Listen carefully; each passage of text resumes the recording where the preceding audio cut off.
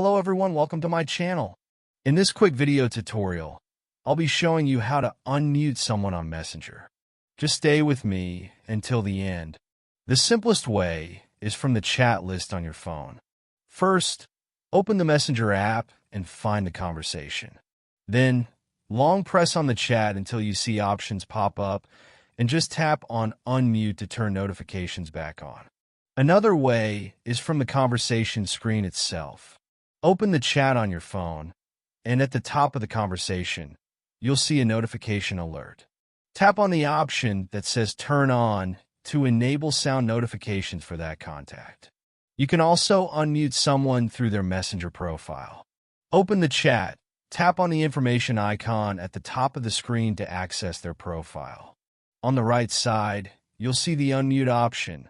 Just tap on that to turn on notifications. And that's it.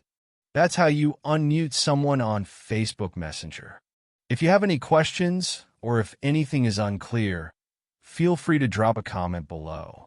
And if you found this tutorial helpful, please like this video and subscribe to the channel for more tips and tutorials like this. Thanks for watching.